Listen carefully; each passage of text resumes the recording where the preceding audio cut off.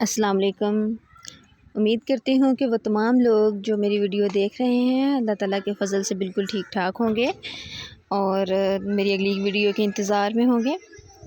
जनाब आज यहाँ मौसम बहुत अच्छा है और बारिश हो रही है हल्की हल्की, तो आइए बारिश एंजॉय करते हैं और साथ हम अपना जो आज का टॉपिक है वो स्टार्ट करते हैं। प्रीवियस जो वीडियो थी वो हमारी वैलेंसी पे थी और जो आज का टॉपिक है वो हमने पढ़ना है कंपाउंड एंड मिक्सचर के बारे में। एक और बात मैं आप लोगों को बता दूं कि कंपाउंड और मिक्सचर का यहाँ पे मैं आज आपको डिफरेंस समझाने जा रही हूँ, बताने जा रही हूँ। अगर आपको क्वेश्चन आ जाता है what is compound, right note on compounds, तो इसी को आप जो कंपाउंड्स की जो सारा टॉपिक होगा इसी को आप सम अप करके कंपाउंड के टॉपिक में कंपाउंड के आंसर में लिख सकते हैं। अगर आपको मिक्सचर का क्वेश्चन आ जाए तो जनाब आप इसकी डेफिनेशन और इस सारे टॉपिक को सम अप करके मिक्सचर के आंसर में लिख सकते हैं। तो यहाँ पे अगर आपको डिफरेंस आ जाता है what is the difference between compound and mixture, तो आप इस क्वेश्चन को अटेम्प्ट कर सकते हैं। तो आइए शुरू करते हैं अपना आज का topic, difference between compound and mixture. तो फर्स्ट ऑफ ऑल हम इनकी डेफिनेशंस देखते हैं। Compound is a substance that is made up of two और more elements chemically combined together in a fixed ratio by mass. Compound वो substance है जो कि दो या दो से ज़्यादा एलिमेंट्स के केमिकल कम्बिनेशन के नतीजे में बनता है। जब दो या दो से ज़्यादा elements fixed ratio by mass से केमिकली कंबाइन करते हैं तो जो नया सब्सटेंस बनता है वो कंपाउंड कहलाता है। इसमें एलिमेंट्स की जो रेशो है मास के अकॉर्डिंग, मास के हवाले से वो फिक्स होती है, मास उनके फिक्स होते हैं और वो केमिकली कंबाइन करते हैं और जो नया सब्सटेंस बनता है उसको कंपाउंड कहते हैं। Mixture is formed by simple mixing of two or more than two elements or compounds without any fixed ratio. इसके कंपैरिजन में जो मिक्सचर है और जनाब इसके कंपैरिजन में जो मिक्सचर है वो क्या है, मिक्सचर इज़ फॉर्म्ड बाय, जो मिक्सचर है वो दो या दो से ज़्यादा एलिमेंट्स के मिलाप से ही बनता है, लेकिन इसमें क्या है कि एलिमेंट्स जो हैं वो केमिकली कंबाइन नहीं करते और उनकी जो रेशो है वो फिक्स नहीं होती। डिफरेंस दोनों में क्या है, दोनों में यही डिफरेंस है कि जो कंपाउंड है इसमें एलिमेंट्स केमिकली कंबाइन करते हैं और इनकी रेशो फिक्स होती है और जो एलिमेंट मिक्सचर है इसमें जो रेशो है वो फिक्स नहीं होती और एलिमेंट्स केमिकली कंबाइन नहीं करते। और जनाब जो सेकंड पॉइंट है वो क्या है, the constituent particles lose their identity to form a new substance with entirely different properties।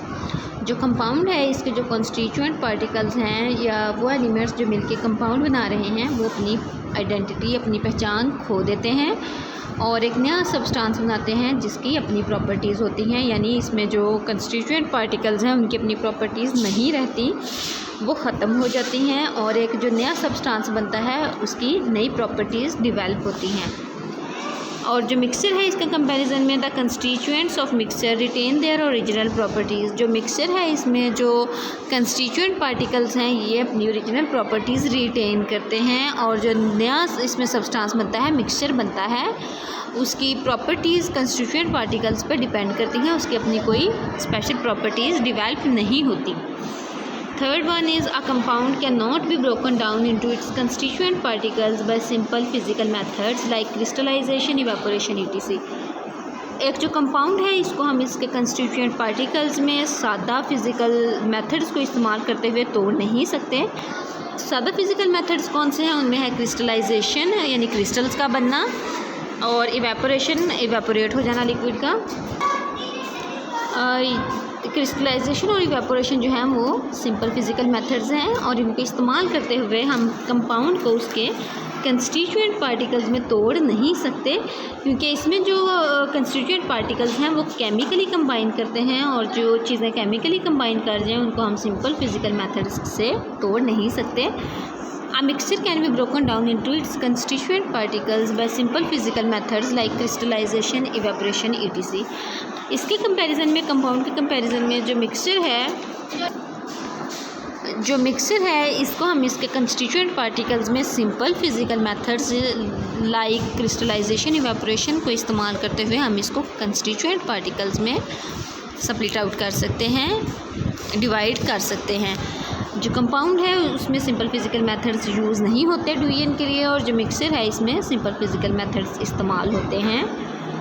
Further हम चलते हैं अगले पॉइंट की तरफ। Elements that form a compound chemically combine with each other to form a new thing with new properties.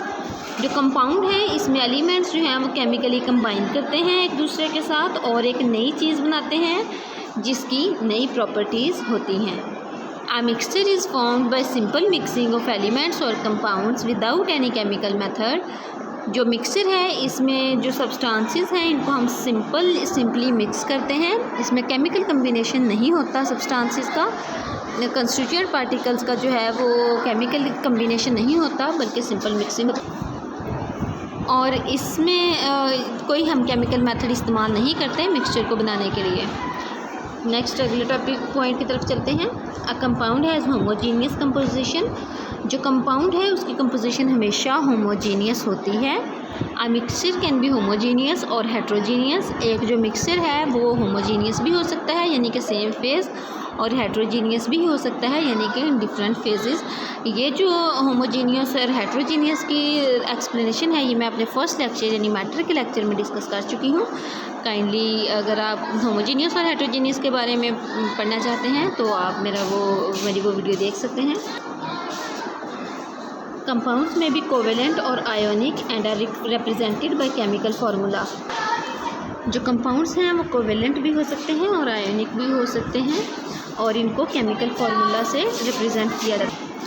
अपनी जो previous discussion थी valency की उसमें हमने कोवेलेंट और आयोनिक दोनों के बारे में पढ़ा था, उनकी वैलेंसी के बारे में पढ़ा था। तो यहाँ पे हम पढ़ रहे हैं कि कंपाउंड्स जो हैं वो कोवेलेंट भी हो सकते हैं और आयोनिक भी हो सकते हैं और इनको केमिकल फार्मूला से रिप्रेजेंट किया जाता है। और इसके कंपैरिजन में जो मिक्सचर्स हैं ये कोई केमिकल फार्मूला इनका नहीं होता, बिकॉज़ जो इसमें कंस्टिट्यूएंट पार्टिकल्स हैं जब वो केमिकली कंबाइन ही नहीं करते तो उसमें केमिकल फार्मूला भी नहीं इस्तेमाल होगा।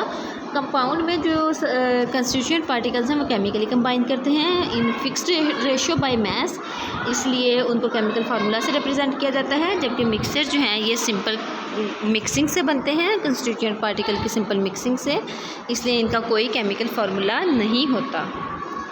Compounds have sharp and fixed melting and boiling points.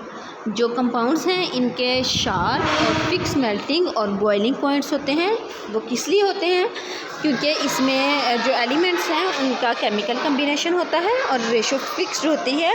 इनकी जो प्रॉपर्टीज़ हैं वो स्पेसिफिक होती हैं, स्पेशल होती हैं, इसलिए जो इनके मेल्टिंग एंड बॉइलिंग पॉइंट्स हैं वो भी शार्प एंड फिक्स्ड होते हैं। Mixer do not have any fixed melting and boiling points. जो मिक्सर हैं इनके कोई फिक्स मेल्टिंग या बॉइलिंग पॉइंट्स नहीं होते क्योंकि इनकी कोई ना स्पेसिफिक प्रॉपर्टीज़ होती हैं, ना ही इनमें केमिकल कम्बिनेशन होता है, ना ही इनमें कंस्टिट्यूएंट पार्टिकल्स की फिक्स्ड रेशो होती है, इसलिए इनके जो मेल्टिंग एंड बॉइलिंग पॉइंट्स हैं वो भी फिक्स नहीं होते। कंपाउंड्स की एग्जांपल हैं CO2 carbon dioxide, H2O water. CO2 जो है इसमें जब एक एटम कार्बन का और 2 एटम ऑक्सीजन के मिलते हैं, केमिकली कंबाइन करते हैं तो कार्बन डाइऑक्साइड बनती है जो कि जिसकी नई और स्पेसिफिक प्रॉपर्टीज़ होती हैं। तो ये एग्जांपल है कंपाउंड की। और इसी तरह से H2O जब 2 एटम हाइड्रोजन के और 1 एटम ऑक्सीजन का आपस में मिलते हैं तो जो कंपाउंड बनता है उसका नाम है वाटर, जिसकी specific properties, specific melting and boiling points होते हैं। H2O के बारे में हम पिछली अपनी डिस्कशन वैलेंसी में पढ़ चुके हैं कि जो ऑक्सीजन है ये 2 इलेक्ट्रॉन गेन करने की कैपेसिटी रखता है, इसलिए ये 2 हाइड्रोजन से मिलाप करता है।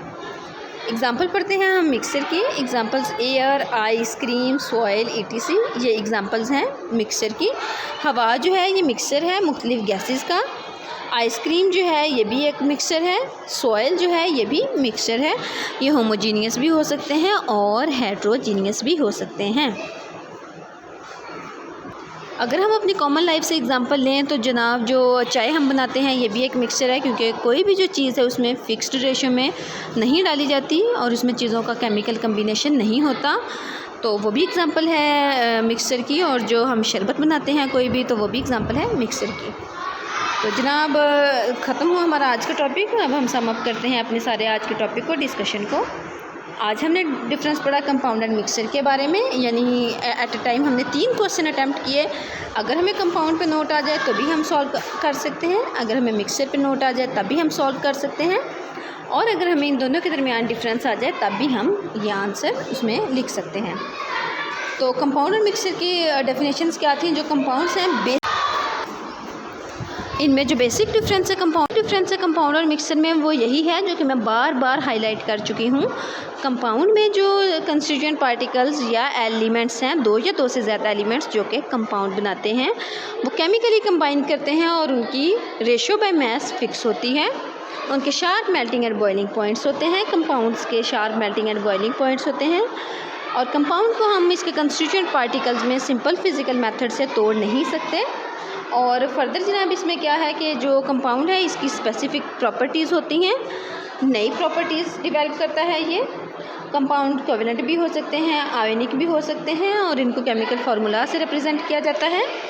जो कंपाउंड हैं वो हमेशा होमोजीनियस होते हैं। और इसी तरह से अगर हम मिक्सर का देखें तो मिक्सर में जो कंस्टिट्यूएंट पार्टिकल्स हैं उनकी कोई स्पेसिफिक रेशो नहीं होती, और वो केमिकली कंबाइन नहीं करते, बल्कि सिंपल मिक्सिंग से मिक्सचर बनता है।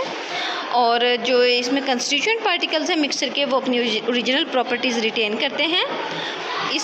मिक्सचर को इसके कंस्टिट्यूएंट पार्टिकल्स में सादा फिज़िकल मेथड्स को इस्तेमाल करते हुए तोड़ा जा सकता है, और इनका कोई केमिकल फार्मूला नहीं होता। ये होमोजीनियस भी हो सकते हैं, हेट्रोजीनियस भी हो सकते हैं। इनके कोई शार्प और fix melting and boiling points नहीं होते। जी तो जनाब, बहुत शुक्रिया आज की वीडियो देखने के लिए। अगर आप लोगों को वीडियो पसंद आई है तो इसको काइंडली लाइक करें, शेयर करें और सब्सक्राइब करें मेरे चैनल को, ताकि नेक्स्ट आने वाली वीडियो आप तक बआसानी पहुंच सके। अगर आपका कोई क्वेश्चन है तो कमेंट बॉक्स में लाजमी बताइएगा। बहुत शुक्रिया आप लोगों का, जज़ाकल्लाह।